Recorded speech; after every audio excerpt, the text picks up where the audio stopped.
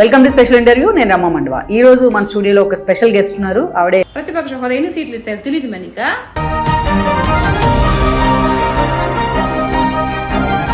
మీ trends, మీ social మీడియాలో మీ voice.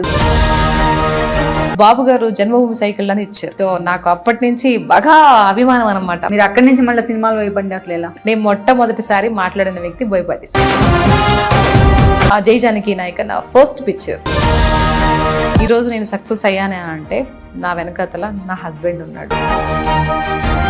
మీకు బాగా పేరు తెచ్చిన సినిమా రోల్ 3 మూవీలో వెంకట్రావు వైఫ్ క్యారెక్టర్ బాగా ఇదైపోయింది అనమాట. సో ఎవరు పట్టినా మీరు F3లో వెంకట్రావు పెళ్ళాం కదా, నేను లైవ్ పెట్టినా కూడా నెక్స్ట్ దేవరా, మొన్న వచ్చిన దేవరా మూవీలో ఆ తంగా కాంబినేషన్ లో first heroine Jahnavi Kapoor combination లో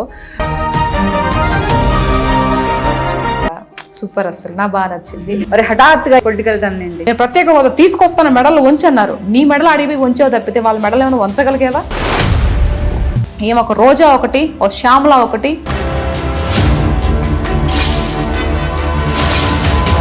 మేము ఇలాగే ఉంటామంటే ప్రతి ఒక్కరికి ఒకడు వస్తాడు. ఎవరు మనం ఆపలేకపోతే భగవంతుడు శిక్షిస్తాడు.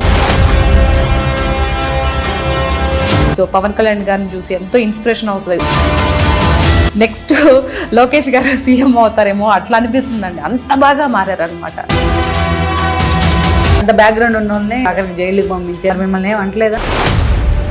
ధర్మో రక్షతి రక్షిత అన్నారు కదా, మరి ధర్మాన్ని నేను కాపాడినప్పుడు అది నన్ను కాపాడుతుంది కదా. బాబు గారు 52 రోజుల పాటు జైల్లో పెట్టినప్పుడు ఏ ధర్మం కాపాడలేదు కదా.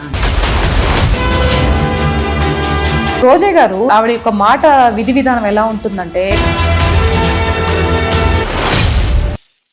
ఒక దేవాలయం లాంటి అసెంబ్లీలో ఉన్నాము అని చెప్పి ఒక విచక్షణ కోల్పోయి ఎక్కిలి నవ్వులు నవ్వుకుంటూ ప్రతిపక్ష హోదాలో ఉన్నటువంటి తండ్రి వయసున్నటువంటి ఒక వ్యక్తి గురించి